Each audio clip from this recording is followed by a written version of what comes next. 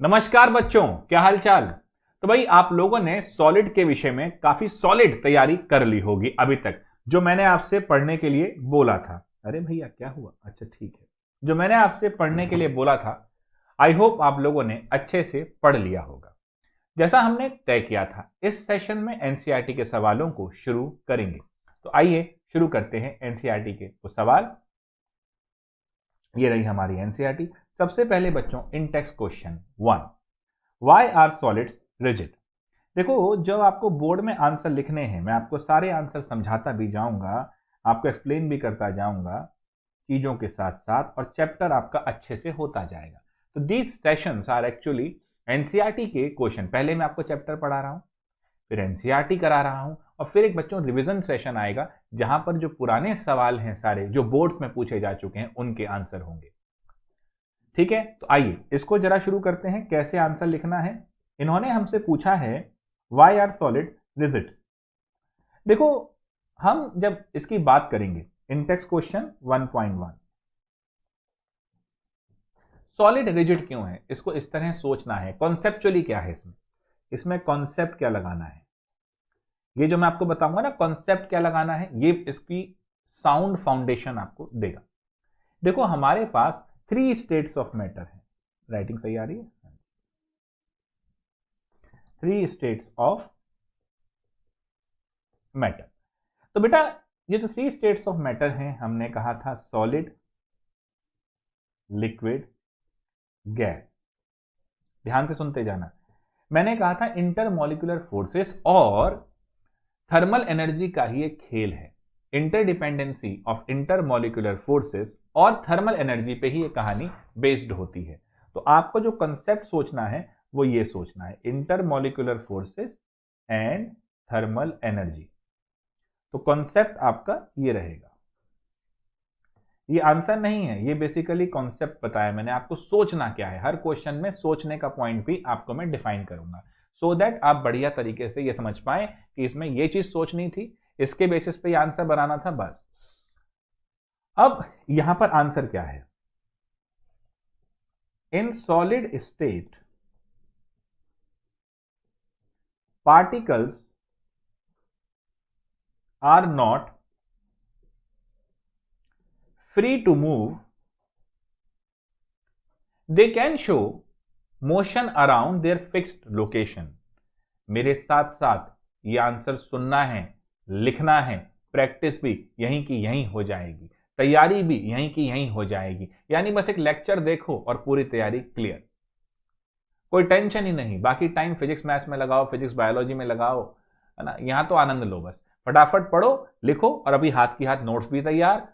Notes मतलब फालतू के नोट्स की जरूरत नहीं, आंसर की जरूरत है। क्वेश्चन पूछेगा तो मैं आंसर क्या दूंगा। अगर उसने पूछा है सॉलिड रिजिड क्यों है, तो अब इसका मैं आंसर दे रहा हूं, तो मैं समझाते हुए ये बता रहा हूं कि भैया देखो, सोचना क्या है पहली बात तो, यानी इसमें वो क्या और पूछ सकता है। जिसे मैं दे रहा हूं ना कॉन्सेप्ट, इसका मतलब इसमें वो और क्या पूछ सकता है। उसके बाद answer, particle are not free to move, they can oscillate about their mean position, but they can oscillate about their mean position। अब इतना तो कर सकते हैं, कोई दिक्कत नहीं है। Because of this strong intermolecular forces solids are rigid.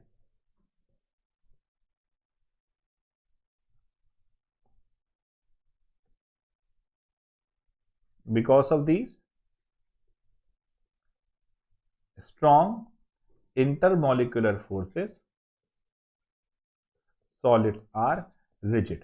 तो आपका अगर ये क्वेश्चन पूछता है कि why solids are rigid, तो परफेक्ट आंसर इसका ये रहेगा। ठीक है जी, बहुत आसान, और कॉन्सेप्ट ये रहेगा, मतलब इसके ऊपर और क्वेश्चन भी पूछ आपसे सकता है। अगला सवाल, why do solids have a definite volume।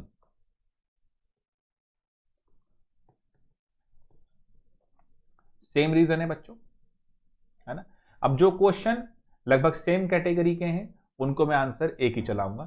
इसका भी आंसर क्या है, इसका डेफिनेट वॉल्यूम क्यों है, again particle are not free to move, but they can oscillate about their mean position. और देखो कॉन्सेप्ट यही आ गया कि इंटरमॉलिक्यूलर फोर्सेस सॉलिड में लिक्विड और गैस से ज्यादा है, तो उनका जो वॉल्यूम है वो फिक्स रहेगा। क्लियर है बच्चों? तो 1.2 हमारा सेम होता हुआ। अगला, classify the following as amorphous और crystalline solids: polyurethane, naphthalene, benzoic acid, Teflon, potassium nitrate, ionic, बहुत ही स्ट्रॉन्ग तरीके से, cellophane, polyvinyl chloride, fibreglass and copper. Copper तो वैसे भी आप देखो तो बढ़िया सॉलिड है। इसमें कॉन्सेप्ट क्या लगाएंगे? देखो कॉन्सेप्ट इसमें सोचना पड़ेगा, जब भी ऐसे क्लासिफिकेशन वाले क्वेश्चन आए तो कॉन्सेप्ट क्या लगाएंगे। आपको अमॉर्फस और क्रिस्टलाइन इन दोनों के डिफरेंस मैंने बताए हैं, है ना? आप ये कॉन्सेप्ट लगाना है। आप प्रॉपर्टीज के बेस पे देखो, कॉपर हो गया, पोटेशियम नाइट्रेट हो गया, और क्या था? पोटेशियम नाइट्रेट हो गया, कॉपर हो गया, तुम्हारा बेंजोइक एसिड हो गया, बाकी सारे पॉलीमर हमने देखा है तो बनाए हुए हैं। ये तीनों के अंदर एक अच्छी स्ट्रॉन्ग होल्ड रहेगी। तो अगर मैं देखूं तो सिर्फ और सिर्फ मेरे पास क्रिस्टलाइन में बेंजोइक एसिड हो गया, पोटेशियम नाइट्रेट हो गया और कॉपर हो गया। बाकी सारे आप जितने भी हैं, पॉलीयूरेथेन, नैप्थलीन, टेफ्लॉन, सेलोफेन, ये सारे आप अमॉर्फस में डाल दीजिए। ठीक है, तो बस ये तीन ले लीजिए, कॉपर, पोटेशियम नाइट्रेट और कौन सा था आपका? Benzoic acid. ठीक है बच्चों, तो जब भी क्लासिफिकेशन के लिए क्वेश्चन आए तो प्रॉपर्टीज के बेस पे देखो। जो प्रॉपर्टीज मैंने आपको बता रखी है ना बेटा, अमॉर्फस की, क्रिस्टलाइन की, उसके बेस पे। चलो 3 क्वेश्चन यहां होते हुए अगला सवाल देखते हैं। Refractive index of a solid is observed to have the same value along all direction. Comment of the nature of this solid. Would it show cleavage property? 1.4। बच्चे अब एक चीज सोचो, जब हमने कहा refractive index of a solid is observe to be same in all direction, तो ये आइसोट्रोपिक प्रॉपर्टी हुई। कहने का मतलब क्या है? सारी डायरेक्शन में सेम प्रॉपर्टी। याद करो, जब मैं चैप्टर में अमॉर्फस और इसको समझा रहा था तब मैंने ये चीज बताई थी। क्लियर है? तब मैंने ये चीज बताई थी। अनआइसोट्रॉपिक यानी प्रॉपर्टीज डिफरेंट डायरेक्शन में different properties, isotropic same properties इन ऑल डायरेक्शन। तो ये आइसोट्रोपिक हो गया, इसका मतलब ये अमॉर्फस होगा। Would it show cleavage property? अब सोचो, अब रिफ्रैक्टिव इंडेक्स अगर सब पे हो गया, अमॉर्फस हो गया, प्रॉपर्टीज सारी डायरेक्शन में सेम हो गई, शार्प कट नहीं देगा, अमॉर्फस है, इरेगुलर कट देगा।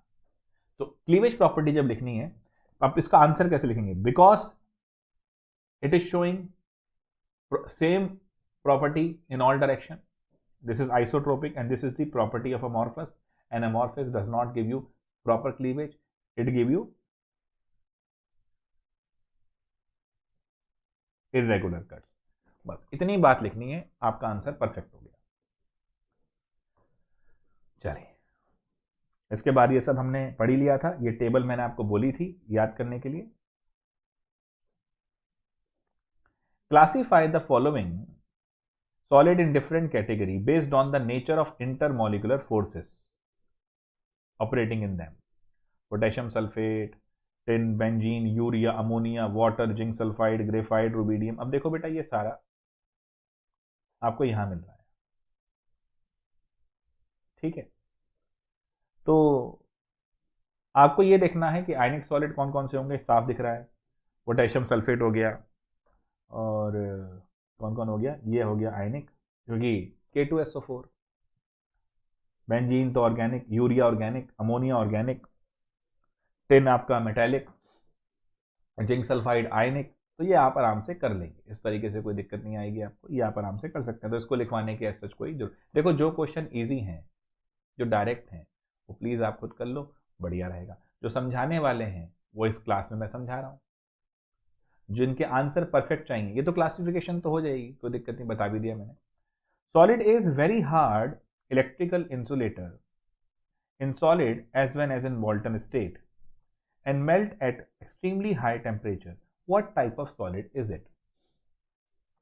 अब देखो बेटा, सॉलिड ए है, वो एक बहुत बड़े टेम्परेचर पर मेल्ट हो रहा है। क्या कह रहा है? वेरी हार्ड इलेक्ट्रिकल इंसुलेटर, और एक बहुत बड़े टेम्परेचर पर ही ये मेल्ट हो रहा है, यानी स्ट्रॉन्ग इंटरमोलिकुलर फोर्सेस हैं। तो क्या कर सकते हैं? देखो, सोचना क्या है। कौन सा क्वेश्चन था ये? 1.7 कॉन्सेप्ट हाउ टू थिंक। इस क्वेश्चन को हाउ टू थिंक। देखो बेटा, जो बच्चे अभी ये सोच रहे हैं कि यार सीधा आंसर लिख दो, रट लो, काम खत्म, उनसे मैं एक बात कहूंगा। आपने जब ये बैच ज्वाइन किया, आपका पहला टारगेट था कि बोर्ड में फुल मार्क्स आए। डेफिनेटली आएंगे, कोई दिक्कत नहीं, मैं आपको पूरी डिटेल ले रहा हूं, आंसर भी लिखवा रहा हूं, टॉप आंसर कैसे होने चाहिए, तो वो आपका काम हो गया। दूसरी बात, आप लर्निंग करने आए हो दोस्तों। जब लर्निंग करने आए हो तो यू नीड टू अंडरस्टैंड कि एक्चुअल लर्निंग क्या है।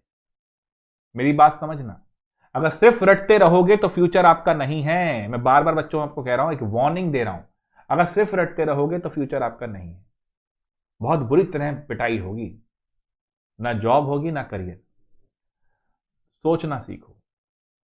बोर्ड में नंबर आना आपकी एक क्राइटेरिया है इस बैच को ज्वाइन करने के लिए, बट केमिस्ट्री क्लासेस में मैं आपको ये भी समझा रहा हूं, कंपटीशन के लिए भी तैयार कर रहा हूं। आपने देखा होगा एक्सेलरेट 1 के साथ आप जाएंगे तो जेई के सेशन भी हैं और नीट के भी हैं, जो बच्चे बहुत लगन से कर रहे हैं।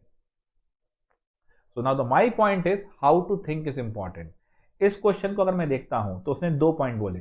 सॉलिड है, वेरी हार्ड है, बिल्कुल ठीक है, वेरी हार्ड है, और इसका एक स्ट्रॉन्ग मेल्टिंग पॉइंट है, और ना मोल्टन स्टेट में और ना सॉलिड स्टेट। ये देखो ना, इंसुलेटर है दोनों में, in solid as well as, मतलब इसके अंदर आयंस नहीं है। क्लियर है? चलिए, हाउ टू थिंक, राइटिंग सही आई? हाँ, एक्चुअली देखना पड़ता है, जब मैं टैब में लिख रहा हूं तो स्क्रीन पे राइटिंग साफ आ रही है या नहीं आ रही है, क्योंकि राइटिंग आपने देखा ही है मेरी बहुत शानदार है। तो अब एक चीज सोचो बेटा, हार्ड है और इंसुलेटर है सॉलिड स्टेट में भी और मोल्टन स्टेट में भी, तो ये बताता है एब्सेंस ऑफ आयंस है। देखो ये लिंक किया मैंने, हार्ड है, सॉलिड में भी इंसुलेटर है, मोल्टन स्टेट में भी इंसुलेटर है। इसका मतलब जब मैंने इसको मेल्ट किया तो इसमें आयंस नहीं आए, और जब आयंस नहीं आए तो इसका मतलब आयंस थे ही नहीं, तभी तो नहीं आए। खत्म कहानी। तो this is what you need to think. Absence of ion थोड़ा पीछे कट गया, कोई नहीं, मैं इसको दोबारा लिख देता हूँ। यहां लिख दूं बच्चों, ये स्क्रीन पे कट गया है। तो बेसिकली इस पॉइंट से ही आया एब्सेंस ऑफ आयंस। अब ठीक आ रहा है, पढ़ा जा रहा है आराम से, मतलब वो कट गया था साइड में। अब क्या देखें बच्चों, अगर मैं ये देखता हूं कि इंसुलेटर भी है, ये भी है, और एब्सेंट ऑफ आयन है, तो एक जाइंट सा मॉलिक्यूल है। आयंस नहीं है तो कोवलेंट होगा या मेटालिक हो सकता है, बट मेटालिक में भी आयंस बनते हैं, है ना, इलेक्ट्रॉन सी मॉडल बताया मैंने। तो इसका मतलब ये कोवलेंट सॉलिड की कैटेगरी में आ सकता है। अब चलते हैं एक बार कोवलेंट सॉलिड के ऊपर, जो मैंने आपको टेबल भी कही थी याद करने को, समझाया भी था, वहां देखते हैं। अब देखो बेटा, ये कहता है कोवलेंट और नेटवर्क सॉलिड। अरे, कोवलेंट और नेटवर्क सॉलिड, एटम्स हैं, कोवलेंट बॉन्डिंग है, क्वार्ट्स है, ध्यान से एग्जांपल देखो, क्वार्ट्स है, silicon carbide, diamond, graphite, hard है, इंसुलेटर है, very high melting point, match कर गया। ग्रेफाइट है खाली जो सॉफ्ट हो रहा है और कंडक्टर है, ग्रेफाइट एक्सेप्शन है, बट ये एक्चुअली में नेटवर्क सॉलिड है। ग्रेफाइट याद है बच्चों क्यों होता है? कंडक्टर। इसके अंदर एक पाई बॉन्ड होता है, क्लास 10th में ही पढ़े हो, 11th के अंदर भी जब पी ब्लॉक पढ़ते हो कार्बन फैमिली आती है, ग्रेफाइट का जिक्र आता है और वहां बताया जाता है डायमंड तो भयंकर हार्ड है क्योंकि चारों बॉन्ड ऑक्यूपाई हैं, बट इसका एक पाई बॉन्ड जो बन रहा है, जो स्लाइड कर रहा है, उसकी वजह से ये कंडक्टर है।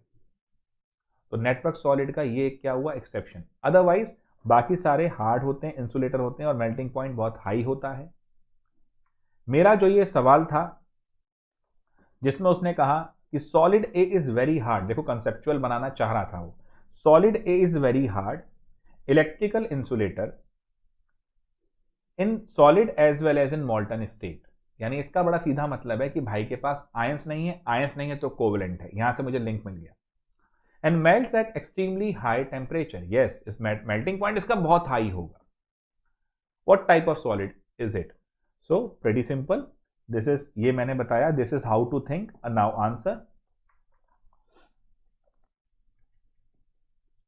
It is a covalent network solid. सही आ गई? हाँ बढ़िया, मस्त, ये कटा नहीं साइड में। क्लियर बच्चों? कितना आसानी से देख रहे हो गुरु, कॉन्सेप्ट क्या लगेगा और आंसर क्या होगा, दोनों बात समझा रहा हूं। अब प्लीज रिक्वेस्ट है, लिख के याद भी कर लेना, लिख तो रहे ही हो, याद भी हो ही रहा है। 5-5 7-7 क्वेश्चन एक बार उठाओ, वीडियो पॉज करो, उसको याद करते चलो। कितने चैप्टर है यार, 4 फिजिकल, 4 ऑर्गेनिक, 40 ऑड डेज में निपटा देंगे इसको, फिर इनऑर्गेनिक, आनंद आ गया। जनवरी 9 है आज, तो लगा लो जनवरी में अगर हम निपटा लें बढ़िया तरीके से, क्या बोलते हैं, 25 जनवरी तक निपटा लें फिजिकल, यानी सॉलिड स्टेट, सॉल्यूशन, इलेक्ट्रो और काइनेटिक्स। बट हबर तबड़ नहीं कि सारे निपटाने सर ने बोला, तो देखो 3 तो मैक्सिमम करो ही करो। सॉल्यूशन, सॉलिड, एक हफ्ते में एक चैप्टर करके चलो, कोई दिक्कत नहीं। इनऑर्गेनिक एक हफ्ते में 3 हो जाते हैं, वहां दिक्कत नहीं आती। यही 8 चैप्टर है, तो अगर एक चैप्टर एक हफ्ते में करते हो तो 8 वीक लगे, यानी 2 महीने, लेकिन उस चैप्टर के मास्टर हो जाओगे। मास्टर मतलब बोर्ड में भी अच्छे नंबर आ जाएंगे, कंपटीशन के लिए बढ़िया हो जाएगा, उस चैप्टर के मास्टर हो जाओगे। फिर इनऑर्गेनिक, अब देखो 8 चैप्टर हो गए, बचे हुए तुम्हारे, अब बचे कितने, 16 चैप्टर टोटल हैं, है ना। तो अब बने ये metallurgy, P block, D and F, और ये पूरे 4 चैप्टर एक हफ्ते में कर सकते हो मेरे साथ। मैं ऐसे समझाता, वहां तो एक्चुअली क्या है ना, क्वेश्चन के अंदर कोई बहुत बड़ा लॉजिक नहीं, मतलब वैसे नहीं लगाना कि कैलकुलेशन बहुत तगड़ी हो रही है, वहां तो मेरे साथ कहानियां सुनते जाओगे और आराम से आंसर होते जाएंगे, परफेक्ट आंसर भी मैं आपको, वहां तो नोट्स भी मैं आपको पीडीएफ वाले देता हूँ, अपने ही देता हूँ, ठीक है। एक चीज ये ध्यान रखना। चलिए बच्चों, अगले वाले सवाल पे आ जाए, ये सही आ गया, हाँ ठीक है। अगला सवाल कौन सा कर रहे थे, हाँ, आयनिक solid conduct electricity in molten state but not in solid state, explain. बच्चे बड़े सीधा बात है, सोचेंगे क्या, थिंकिंग पॉइंट क्या होगा, कॉन्सेप्ट क्या लगेगा। फॉर कंडक्टेंस और कंडक्टिविटी हमें क्या चाहिए, फ्री आयंस। ठीक है, आयंस तो समझ गए ना बेटा, राइटिंग थोड़ी ऐसी आई, ठीक है, फ्री आयंस। अब सॉलिड स्टेट में जो आयनिक सॉलिड हैं वो बहुत स्ट्रॉन्ग बॉन्डेड होते हैं, कंडक्ट क्यों करेंगे, आयंस फ्री है ही नहीं। अरे सिंपल बात सोचो ना, मैंने अभी फोन किया पिज्जा वाले को, मैंने भाई साहब 2 पिज्जा भिजवा दो, गुरु कहता है सर ऐसा है टाइम लग जाएगा, अभी कोई लड़का फ्री नहीं है। वो पिज्जा कंडक्ट क्यों नहीं कर पाया, वो वहां से लेकर यहां पिज्जा क्यों नहीं आ पाया, क्योंकि उसके पास फ्री लड़का नहीं है जो लेकर आए, वो भी कहीं देने गया हुआ है। मेरी बात समझ में आई? यानी चार्ज को भी फ्लो कराने के लिए फ्री आयंस चाहिए, अगर फ्री आयंस नहीं है तो चार्ज भी आप फ्लो नहीं करा सकते, तो कंडक्टर कैसे हो जाएंगे। तो मित्रों, जब वो एक सॉलिड बाउंडिंग में फंसा हुआ है, जब वो जुड़े हुए हैं आयंस, तो काहे का फ्री आयन, और जब फ्री नहीं है आयन तो काहे की कंडक्टिविटी, क्यों बत्ती लगवा रहे हो उसकी, इजी। तो इन आयनिक सॉलिड जो होते हैं, आयनिक सॉलिड, ये आंसर है, ये कॉन्सेप्ट है, कंटेन्स फ्री आयंस, सही आ रहा है, हाँ, ओनली इन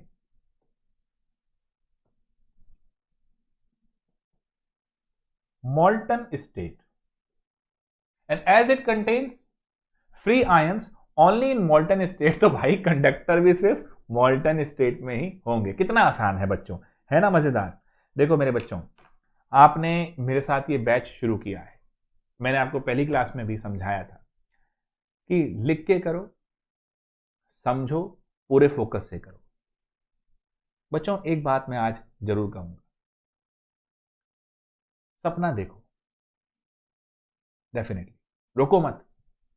अगर आपके पास पीसीएम है तो सपना देखो कि आईआईटी पहुंचोगे, सपना देखो एक बहुत अच्छा इंजीनियरिंग कॉलेज ले पाओगे, सपना देखो उस अच्छे इंजीनियरिंग कॉलेज में जाके एक अच्छी जॉब ले पाओगे, सपना देखो कि अपना और अपने माँ बाप का सपना पूरा कर पाओगे, सपना देखो कि जॉब करने के बाद कुछ साल बाद अपना करियर बना पाओगे। जॉब और करियर में फर्क होता है, करियर वो जो तुम करना चाहते हो उसको अपने अपने ही पैसे से कर पाओ, इतना पैसा भी तो होना चाहिए फिर, तभी तो कर पाओगे। उसके लिए एक अच्छी जॉब भी चाहिए ना, फिर तभी तो कर पाओगे। उस अच्छी जॉब के लिए एक बढ़िया कॉलेज चाहिए ना, एक ब्रांडेड कॉलेज चाहिए ना। कोई थके हारे झंगूलाल चौरसिया कॉलेज से तो नहीं पहुंच सकते हो ना किसी अच्छी जॉब में। पीसीबी है तो सपना देखो डॉक्टर बनोगे, पीसीबी है तो सपना देखो कि एक जोरदार कॉन्सेप्चुअली स्ट्रांग बंदा बनोगे। और अगर भरोसा नहीं होगा तो क्या बनोगे? भरोसा रखो अपने ऊपर और उस पर, और यकीन रखो दोस्तों, यकीन रखो, अगर अपने आप पे भरोसा रखोगे तो कुछ गलत नहीं होगा, और उस पर भरोसा रखोगे तो कुछ गलत होने नहीं देगा। इन दो लोगों के अलावा किसी पे भरोसा मत रखो, किसी से उम्मीद मत रखो। एज ए टीचर हम आपको गाइड कर रहे हैं, बट मेहनत आपकी है। ये मैं बता रहा हूं कि क्या तरीका होना चाहिए, कैसे आप सोचोगे, कैसे आप दिमाग लगाओगे, कैसे आंसर तक पहुंचोगे, बट दिमाग तुझे लगाना है दोस्त, एफर्ट कर। अगला है what type of solid are electrical conductor, malleable और डक्टाइल। वेरी इंपॉर्टेंट पॉइंट, अलग पेज पे ले लेते हैं, कॉन्सेप्ट सोचते हैं पहले। मैलिएबल कौन होता है? Malleable which can be converted into sheet.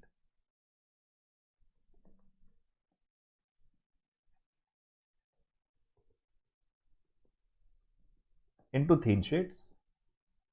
और डक्टाइल, ये थिन शीट सही आया,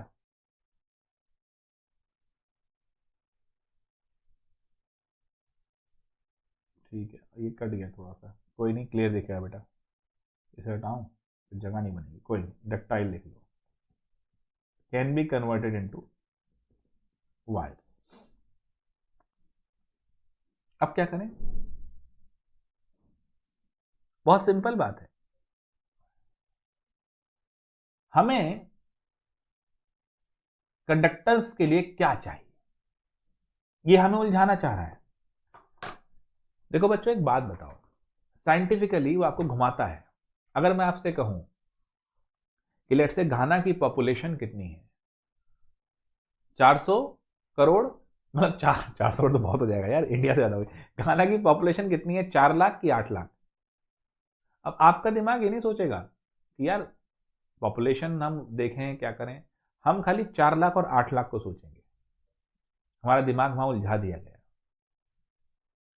इसने कहा कि कौन कंडक्टर होगा, मैलिएबल की डक्टाइल। अब मैंने मैलिएबल देखा जो थिन शीट में गया, मैंने डक्टाइल देखा जो वायर में चला गया, बट इससे हमें ये तो इंफॉर्मेशन नहीं मिल रही कि इस पे फ्री इलेक्ट्रॉन होंगे या नहीं। बात पल्ले पड़ी।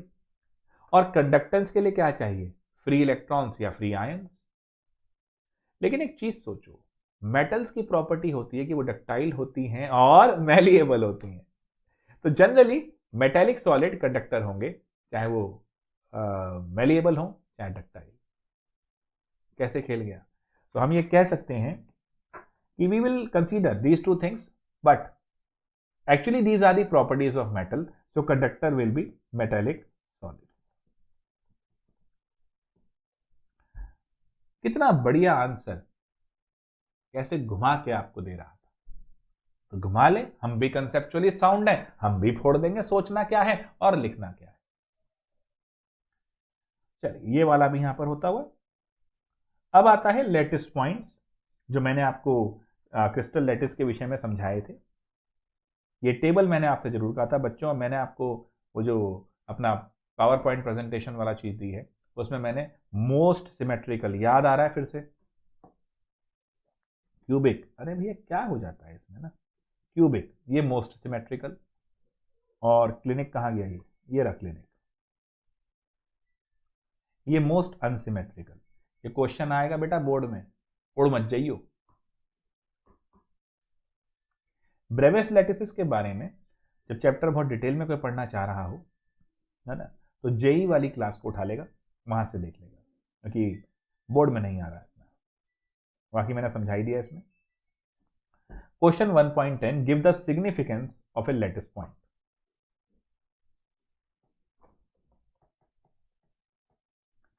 लेटिस पॉइंट बच्चों होता क्या है, सही लिख दिया, ठीक है। एक चीज सोचो, मैंने डीपीपी के अंदर भी डाला है ये चीज। अच्छा, डीपीपी के बारे में सबको पता ही होगा कि डीपीपी आ रही हैं और उसके सॉल्यूशन जो है वो संडे वाले दिन अपलोड होंगे। ना हो तो बता देना, बीच में कुछ प्रॉब्लम हो गई थी अपलोडिंग की, तो आप ग्रुप में डाल सकते हो, कोई दिक्कत नहीं। और ग्रुप का यूज बढ़िया तरीके से करो, मतलब लूलपने की बातें नहीं, हमसे नहीं हो रहा है जी, हमारे ये हो गए हैं और इतना टाइम हमारे पास बचा है। अरे भाई मेरे, ये वक्त नहीं है ये बोलने का कि हम क्या कर सकते थे, ये वक्त है ये सोचने का कि क्या कर सकते हो। उल्लूपने की बातें मत करो, क्लियर है? आपको सारी चीजें, सारी पॉइंट मैं यहां पर बड़े ही आराम से टॉपिक भी समझाया, और भी लेक्चर आपके सामने अभी सॉल्यूशन वगैरह आएंगे, वहां आपको समझ में आएगा कि मैं क्या डेप्थ में उतर के पढ़ाता हूं। क्योंकि सॉलिड तो बेटा बेसिकली जब मैंने ज्वाइन किया एक्सेलेट बैच को भी लेट ज्वाइन किया था, मैंने तो सॉलिड वहां भी नहीं किया था, तो ये लेक्चर तो वो दोनों देखेंगे। बट बाकी जब वो टाइम था एक्सेलेट 1 वाला, तो मैंने चैप्टर पूरा डिटेल में जाके डेप्थ में बताया, चाहे वो सॉल्यूशन हो चाहे इलेक्ट्रो हो। और मेरा एक ये सजेशन है कि आप चैप्टर्स को बिंज वॉच करो। बिंज वॉच बोले तो एक साथ बैठ के देखना शुरू करो और उसके बाद सवालात करो, बढ़िया रहेगा। लेटेस्ट पॉइंट, अब जो भी चीज पढ़ रहे हो, लेटेस्ट पॉइंट क्या है? मेन पॉइंट, मेन लोकेशन जहां पर एटम, मॉलिक्यूल्स और आयन लोकेटेड होते हैं, those points are known as latest point. उसके अलावा बेकार, क्लियर? ऐसे ही तुम्हें मेन चीज सोचनी है कि ये पढ़ रहे हैं, पढ़ा रहे हैं, इस पे फोकस करें, फालतू बातें नहीं, ठीक है? और अब देखो मजे की बात, यहां पर क्या है, लेटेस्ट पॉइंट को कैसे इंपॉर्टेंस में लिखोगे? 1.10 यही था ना, बस सिग्निफिकेंस देनी है खाली, ठीक है? तो actually it denotes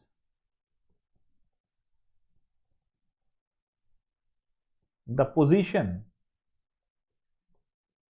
of a constituent particle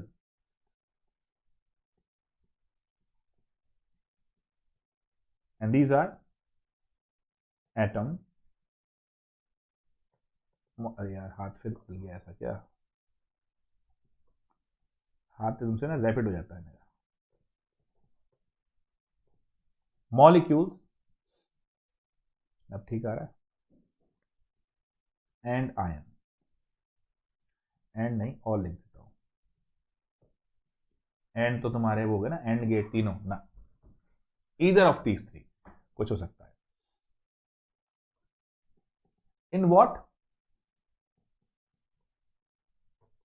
in a crystal lattice. बच्चों एक बात मुझे ग्रुप में बता देना, एक्सेलेट 1 ने तो बता दी थी, तुम बता देना, राइटिंग से मेरी कोई ज़्यादा दिक्कत तो नहीं है, थोड़ी तो होगी एज ए डॉक्टर, यार देखो मैं कोशिश करता हूँ संभालने की, लेकिन थोड़ी होगी, बट मेरे से ज़्यादा देखो टाइम भी बचेगा, बहुत सुंदर के चक्कर में मेरा टाइम भी लग जाएगा क्लास में। If you are able to understand तो मैं चलने दो और समझाता चलूँ आराम से। तो this is 1.10, name the parameter that characterises a unit cell. मैंने आपसे कहा था 3 प्लेन्स मतलब बेसिकली, और आपके एंगल, वो आप लिख लेंगे। डिस्टिंग्विश बिटवीन फेस सेंटर और ये आप लिख सकते हैं, कोई ऐसी बात नहीं। हेक्सागोनल एंड मोनोक्लिनिक सेल्स, उसके बीच में वो डिफरेंसेस हैं, है ना। Face centred and and centre, and centre खाली कॉर्नर पे, फेस सेंटर फेस पे भी आएगा उसके साथ, तो ये भी आप कर सकते हैं। और क्या है, how much portion of an atom located at corner and body centre, ये भी बहुत सिंपल है ना जी। Part of is neighbouring unit cell, देखो याद है कॉर्नर पे जो है वो 1/8, और बॉडी सेंटर पे जो है वो नेबरिंग के साथ नहीं होता, वो जिसमें है उसी के लिए होता है। कॉर्नर पे जैसे मैं इस रूम में बैठा हूं, ये क्यूब मान लूं, तो कॉर्नर पे जो एटम होगा वो 1/8 इसको देगा, 1/8 किसी दूसरे को देगा, क्योंकि 8 के साथ कंबाइन होकर शेयर हो रहा है, तो फैक्टर 1/8 का रहा। बट बॉडी सेंटर पे तो कंप्लीट, अब मैं इस रूम में बैठा हूं, तो इस समय मेरा कंट्रीब्यूशन किसी और रूम के लिए तो नहीं है, सारा इसी रूम के लिए। क्लियर हो गया बेटा? चलिए आगे देखें। वॉइड्स मैंने बता ही दिए थे आपको, ऑक्टाहेड्रल टेट्राहेड्रल की डेफिनेशन, ये क्वेश्चन ऑलरेडी करा चुका हूं एग्जाम्पल वाले। लोकेटिंग का आपका मतलब नहीं है, जेई वाली क्लास में देख लेना, क्योंकि वैसे भी येलो बॉक्स के अंदर है, आपको बता ही दिया था, नॉन इवेल्युएटिव होता है जो येलो बॉक्स वाला होता है, ये निकालना सिखाया था पैकिंग फ्रैक्शन। अब example 1.3, an element has a body centred cubic structure with a cell edge of 288 picometre. Numerical जब भी करना हो, यह है solve example 1.3।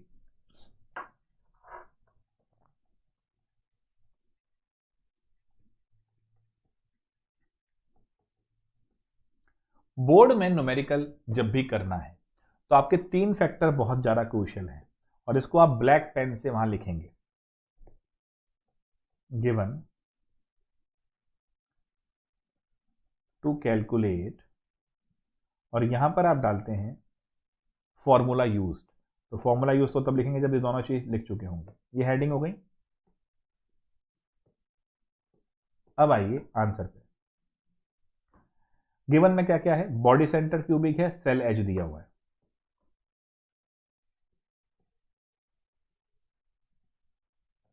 Body centre cubic है,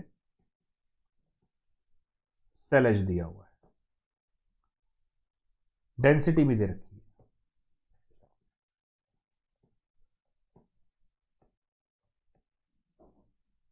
how many atoms are present in 208 gram of the element.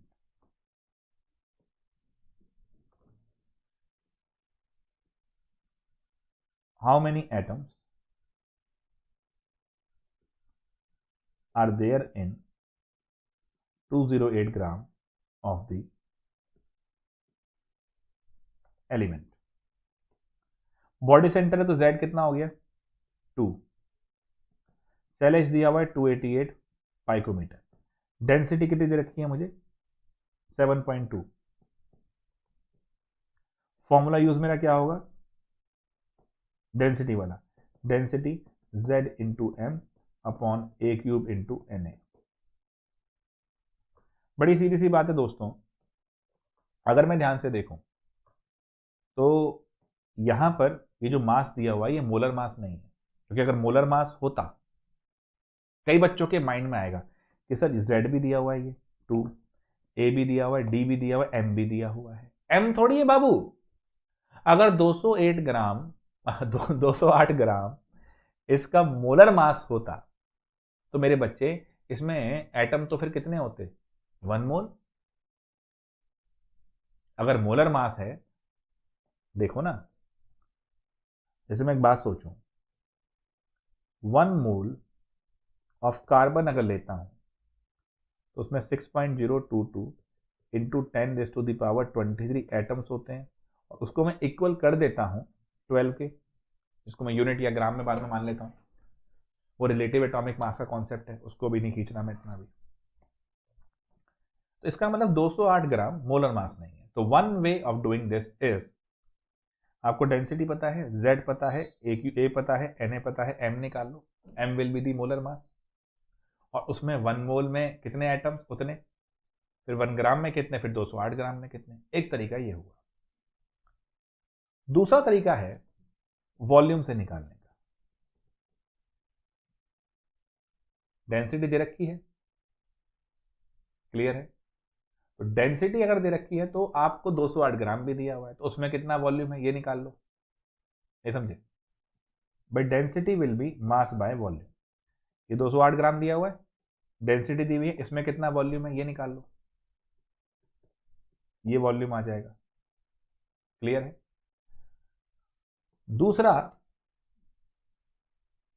ध्यान रखना, density दी हुई है, मास आपने 208 लिया है, तब आपने वॉल्यूम निकाला है।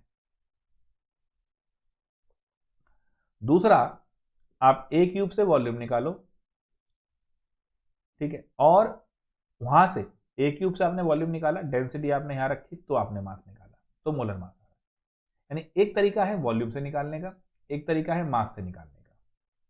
मैं आप लोगों से ये अपील करता हूं कि दोनों तरीके से सॉल्व करके इसको कल अपनी ग्रुप के अंदर फोटो खींच के डालना। लेट मी चेक कि आप लोगों ने किया या नहीं किया। ये क्वेश्चन बहुत इंपॉर्टेंट है, क्योंकि अगर आपको सॉल्यूशन में दिक्कत आ रही है तो मैं देखूंगा कि भाई फिर मैं सॉल्यूशन के ऊपर भी मतलब पूरा मुझे लेना पड़ेगा सेक्शन। ठीक है, चलिए अगला है एक्सरे डिफ्रैक्शन स्टडीज। बच्चों जो लोग जेई में पढ़ना चाहते हैं तो जेई वाले मेरे लेक्चर में मैं लूंगा डी ब्रैग्स इक्वेशन, क्योंकि डी ब्रैग्स इक्वेशन क्या होती है, आप सॉलिड के स्ट्रक्चर को स्टडी करने के लिए एक्सरे क्रिस्टलोग्राफी यूज करते हो, तो उसको जो यूज करना है वो डी ब्रैग्स इक्वेशन में हम लोग यूज करते हैं। खैर आपके एनसीईआरटी में नहीं है तो बोर्ड के लिए नहीं है। तो X-ray diffraction studies show that copper crystallizes in an FCC unit cell with a cell edge of this, cell edge दिया हुआ है। In a separate experiment, copper is determined to have a density of this. Calculate the atomic mass of copper. Board में इस तरह के सवालात बहुत आते हैं। अब जैसे आपको पता है कॉपर का मास आपको पता ही है 63 है, लेकिन एक चीज ध्यान रखना, इस तरह के सवालों में पहली चीज तो वो लिखनी है। कौन सा सवाल है ये? 1.4 सॉल्व्ड एग्जाम्पल 1.4। फिर ध्यान रखो गिवन, अभी कुछ सवालों ब्लैक पेन से, अभी कुछ सवालों में गिवन मैं लिख रहा हूं, फिर आपके लिए मैं नहीं लिखूंगा, आप खुद लिखने की अपनी हैबिट बना लेंगे। लेकिन ये मत सोचना कि अभी नहीं लिख रहे हैं पेपर में लिख लेंगे।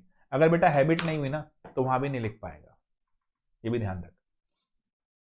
अगर अभी से हर सवाल को गिवन और टू कैलकुलेट में नहीं डाला ना, फॉर्मूला यूज में नहीं डाला ना, तो वहां भी नहीं लिख पाएगा, ये भी तय है।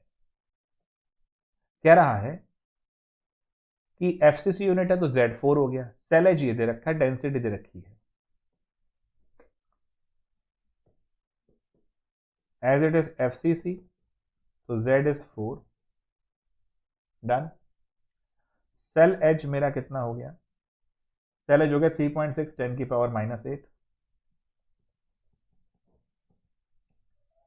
Centimetre cube. आपका लगाना ही पड़ेगा ए क्यूब के लिए। Copper is determined to have a density of this 8.92। Atomic mass of copper निकालना है।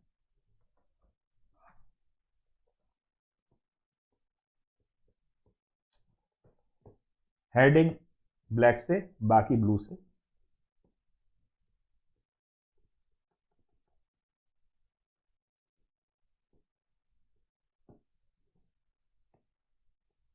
फिर ब्लैक से, formula used, density is equal to Z into molar mass a cube into N ए।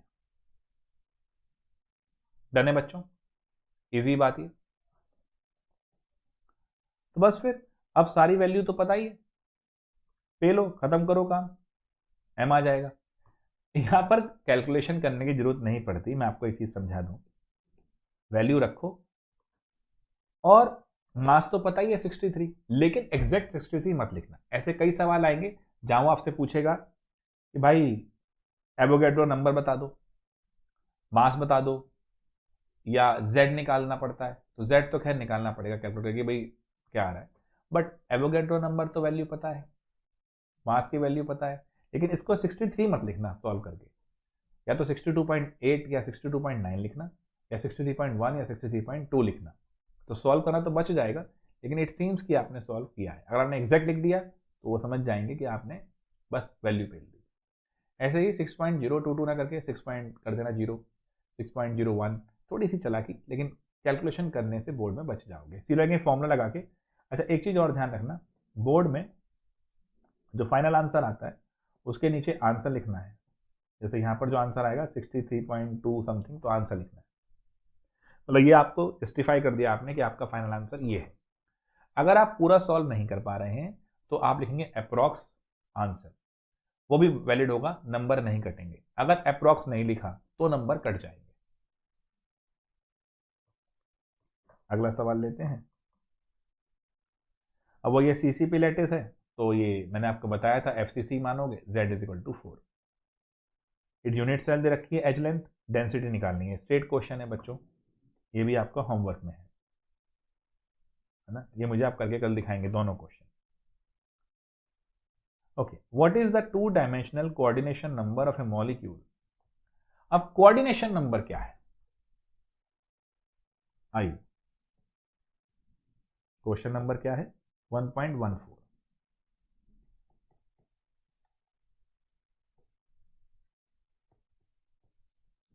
पुराने वाले क्वेश्चन की राइटिंग ठीक है, ये आंसर लिखा है बेटा मैंने, है ना, दिख नहीं रहा है लेकिन ठीक है, ये ठीक है, ये ठीक है। Now coordination number, number of touching spheres और surrounding spheres will be your coordination number. एक स्फेयर से कितने टच हो रहे हैं, मैंने बताया था ना, वो स्क्वायर जो वाला था, square close packing, hexagonal close packing, उसमें यही चीज थी। अब आपसे कह रहा है 2 डायमेंशनल में क्या है। 2 डायमेंशनल में अगर कोई है तो याद है 4 स्क्वायर के ऊपर जा रहा था, तो वो 4 पे अटैच था। तो कोऑर्डिनेशन नंबर, ये तो सोचने वाली बात हुई। 2 डायमेंशनल स्क्वायर क्लोज पैक, तो स्क्वायर तो कह ही रहा है, तो हमारा यहां पर कोऑर्डिनेशन नंबर 4 रहेगा। Clear? And why 4? As each atom is surrounded by 4 atoms. Done? आगे वाला सवाल देखते हैं। सही है। A compound form hexagonal close packed structure. What is the total number of voids in 0.5 mole of it? How many of these are tetrahedral voids? सही खेल गया। कॉन्सेप्ट, भाई टोटल नंबर ऑफ, जो मैंने कहा था वॉइड्स निकालने को आ जाए तो कैसे करोगे, फिर एक बार कॉन्सेप्ट को देखेंगे। नंबर ऑफ एटम्स अगर n है तो ऑक्टाहेड्रल वॉइड भी n है और टेट्राहेड्रल वॉइड 2n है। यानी अगर मैं एफसीसी की बात करूं तो एफसीसी में 4, ये भी 4 और ये 8। यहां पर अगर ये 1 मोल होता तो ये भी 1 मोल होता और ये 2 मोल्स हो जाता। ये बात मेरी क्लियर है? If this is 1 mole, then this is 1 mole and this is going to be the 2 moles. Why? इस तरीके से बताया आपको, चक दे फट से। तो ये मेरा कॉन्सेप्ट हुआ। अब आते हैं आंसर पे। चले तो क्वेश्चन है हेक्सागोनल क्लोज पैक्ड स्ट्रक्चर है। Total number of void in 0.5 mole of इट। How many these are tetrahedral voids? दोनों ही बताने पड़ेंगे। टोटल मोल कितने हैं? 0.5। 0.5 में कितने? 6.022 इंटू 10⁻23 एटम्स।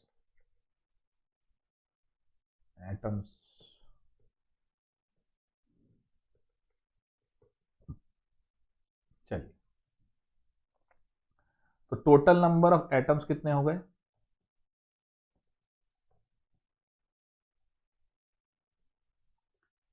3 इंटू 10⁻23। इतना ही कर लें।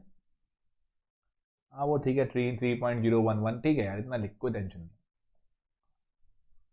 ऑक्टाहेड्रल वॉइड कितने हो गए?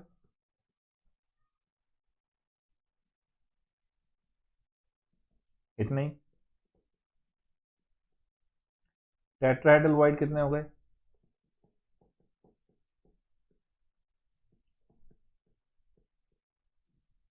और टोटल वॉइड्स कितने हो गए? 9 इंटू 10⁻23। सही आ रहा है? क्लियर? इजी? तो मेरे बच्चे, यहां से कॉन्सेप्ट हमारा इस तरीके से मूव होता हुआ, ये हमने लगा लिया। ये हमारा सीधा सा क्वेश्चन, यानी इसने खेला किस बात पे? कुछ नहीं, नंबर ऑफ मोल दे दिए। अब नंबर ऑफ मोल देने के बाद क्या करेगा? एक मोल में इतने एटम्स, जितने एटम उतने ऑक्टाहेड्रल वॉइड्स, उसके डबल टेट्राहेड्रल वॉइड्स। इसमें टेंशन ही क्या थी? इजी। चलूं आगे। सर पूछते तो ऐसे लाइव क्लास ले रहे हो, तो लाइव ही माननी है ना गुरु। सर जी बैठे इधर ही हैं। अगर मैंने पूछा कि क्लियर है आगे चलें, और एक बात सोचो, आपको जो है समझ में आ गया है तो ठीक है, नहीं तो रुको, वापस जाओ, मतलब पॉज करो, थोड़ा बैक कर लो, फिर समझ लो। वही तो रिपीट हो गया, लाइव ही तो हो गया। अच्छा, अगला सवाल। A compound is formed by, अरे नीचे हो जा भैया, हाँ। A compound is formed by 2 elements M and N. Clear? The element N that forms CCP and atoms of M occupy 1/3 of tetrahedral voids. What is the formula? याद है? सवाल कराए थे ऐसे ही। अब देखो करना क्या है। M और N है। M लिख लिया, N लिख लिया। N जो है वो CCP बना रहा है। CCP बना रहा है मतलब ये तुम्हारे 4 एटम हो गए, खत्म। 1/3 ऑफ टेट्राहेड्रल वॉइड्स। याद रखो, अगर नंबर ऑफ एटम n है, ऑक्टाहेड्रल वॉइड n है, टेट्राहेड्रल वॉइड 2n है, यही बताया था। तो ये twice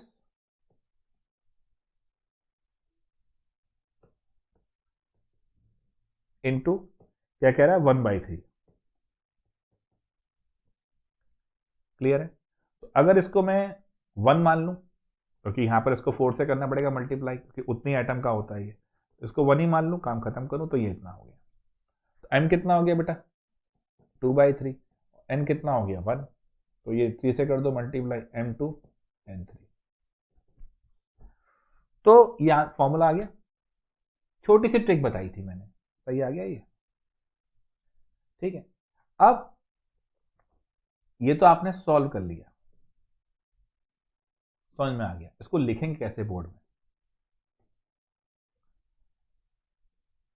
as n belongs to, as n atoms are present in this lattice, so this will be total number of atoms, and m तो this will be 1, contribution 1 मान लो, 4 है बट ठीक है 1 मान लिया। m is present at the 1/3 of tetrahedral voids. तो 2 into 3 2 into 1/3 n का m का हो गया। So contribution adjustment, so m will be 2/3 and n will be 1, that is m2 m3 is my final answer. Clear? तो ऐसा सवाल आए तो दिक्कत तो नहीं, सिंपल मैथमेटिक्स यूज कर रहा हूं भाई, और तो कोई ज्ञान पेल ही नहीं रहा। अगला सवाल, which of the following lattices has the highest packing efficiency simple body hexagonal. मैंने बताया था 52.4, 68 एंड 74। तो ये तो मामला ही खत्म हो गया। तो हेक्सागोनल, सॉरी हेक्सागोनल, बैठे बैठे ना बच्चों, लगातार लेक्चर रिकॉर्डिंग थे क्लासेस, शरीर थोड़ा सा अकड़ता भी है, तो we have to take charge also. Clear? So hexagonal close packing will be better. An element with molar mass this forms a cubic unit cell, edge length this, density is this, number of, what is the nature of unit cell। अब इस type के question में जब भी nature निकालने को आए तो नेचर का मतलब हुआ, आपसे पूछ रहा है जेड बताओ कि भाई साहब ये एससीसी है, ये बीसीसी है, ये एफसीसी है। ये भी आपको सॉल्व करना है, होमवर्क है सीधा सा। सारी वैल्यू दे रखी है बच्चे भाई, मोलर मास दे रखा है, एज लेंथ दे रखी है, डेंसिटी दे रखी है, जेड तो निकालना है, बस तो निकाल ले।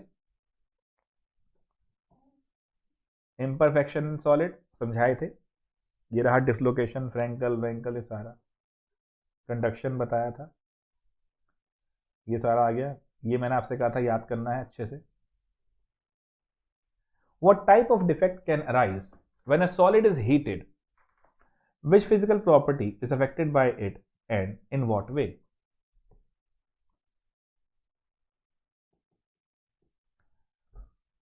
भाई अगर मैं ध्यान से सोचूं, मैंने हीटिंग करनी शुरू कर दी, कॉन्सेप्चुअल क्या चीज हो सकती है? हीटिंग करने पे क्या बढ़ता है? वॉल्यूम बढ़ता है। वॉल्यूम बढ़ता है तो डेंसिटी डिक्रीज होगी। अब वो कौन सा डिफेक्ट है जिसमें डेंसिटी डिक्रीज होती है भाई? सर शॉर्ट की, ज्ञानी आदमी हो भाई साहब,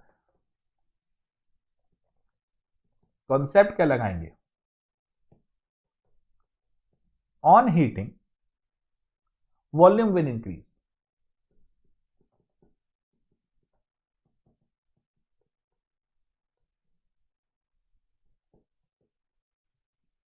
डेंसिटी डिक्रीज। सही आ गया, ठीक है। तो अब वैकेंसी डिफेक्ट, तो आंसर क्या हुआ? Vacancy defect. और अगर आयनिक क्रिस्टल से बात करोगे तो शॉर्ट की लिख दोगे, क्योंकि आयनिक में इलेक्ट्रिकल न्यूट्रलिटी मेंटेन रखनी होती है। चलो आंसर हो गया। अगला सवाल, what type of stoichiometric defect is shown by ZnS और एजीबीआर? भाई एजीबीआर मैंने आपसे कहा था दोनों दिखाता है, फ्रैंकल और शॉर्ट की। जेडएनएस क्या दिखाएगा? देखो फ्रैंकल और शॉर्ट की में एग्जाम्पल जो मैंने दिए थे उसमें मैंने कहा था फ्रैंकल में डिसलोकेशन है, साइज का डिफरेंस ज्यादा होगा तो फ्रैंकल होगा, जो कि जेडएनबीआर में आपको दिख जाएगा। जेडएन में कह रहा हूं, एजीबीआर में तो आपको दिखेगा। जेडएन, इसमें दो चीज बोली है, एक दिया इसने जेडएनएस, एक दिया इसने एजीबीआर। आओ दोनों लिख लेते हैं। क्वेश्चन नंबर 1.20,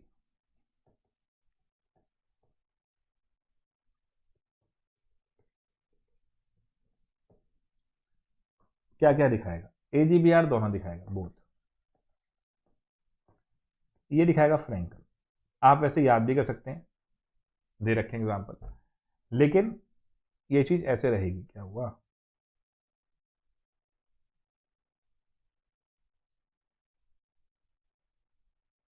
क्लियर नहीं हुआ क्या? हाँ आ गया। हाँ, तो ZNS में थोड़ा सा स्क्रीन पे आ गया, लेट आया। तो ZNS में अगर आप देखें तो साइज का डिफरेंस आ रहा है, तो फ्रैंकल बढ़िया से लगा सकते हो। यहां पर बोथ है। Explain how vacancies are introduce in an ionic solid when a cation of higher valence is added as an impurity. बताया था मैंने, 2 वाला ऐड हुआ, सोडियम की जगह मान लो कैल्शियम डाल दिया, 2 सोडियम की जगह 1 कैल्शियम आ गया, तो एक जगह वैकेंसी आ गई। ये तो आराम से कर सकते हो। Ionic solid which have anionic vacancy due to metal excess defect develop colour carbon centre centre. वो सोडियम वाला दिया था, वेपर वाला, लिख लेना इसको खुद, सीधा एक लाइन के आंसर है। A group 14 element is to be converted into n-type semiconductor by doping it with suitable impurity. Group 15 वाला ऐड करेंगे। What type of substances would make better permanent magnet? Ferromagnetic or ferrimagnetic? Very good question. 1.24 हमारा आता हुआ। Intex question यहां समाप्त हो रहे हैं। देखो, फेरो वाले जो होते हैं वो कॉन्सेप्चुअली परमानेंट अटैचमेंट पे आ जाते हैं। सर एनसीईआरटी में भी दिखा दो एक बार, ये लो।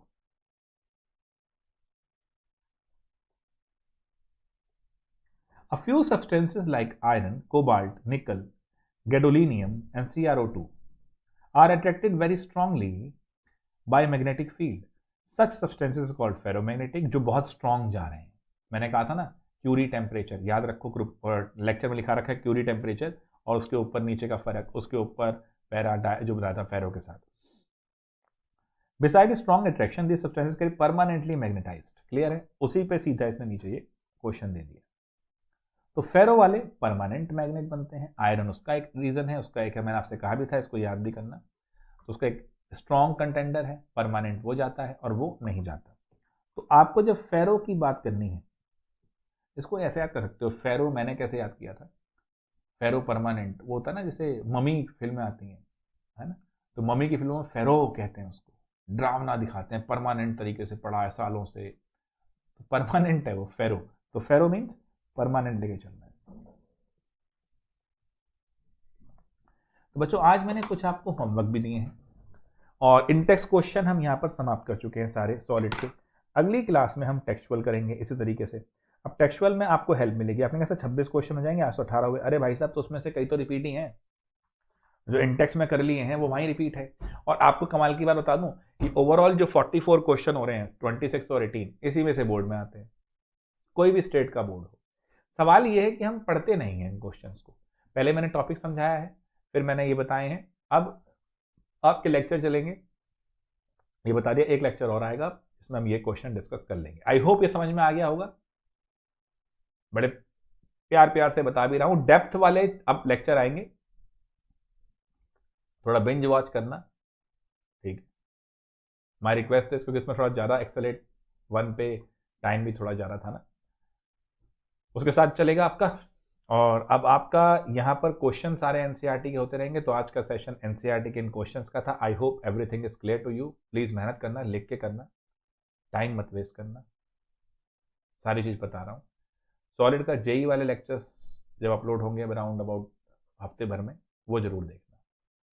हफ्ते भर क्या, ये खत्म हो रहा है, मैं डाल दूंगा जेई वाला लेक्चर। तो चलो बच्चों, मिलते हैं फिर। नमस्कार, आज की सभा यहाँ पर समाप्त करते हैं। Take care, all the best. एक बार देखो, 1.5 घंटे का टाइम होता है ना केमिस्ट्री का, मैं 1 घंटे में मैंने इसको खत्म किया है। आधा घंटा फिर इसको रिवाइज करो, उठ के भागना नहीं है। आधा घंटा फिर 18 क्वेश्चन रिवाइज करो, लिख के देखो, हाथ की हाथ पक्के हो जाएंगे। Take care.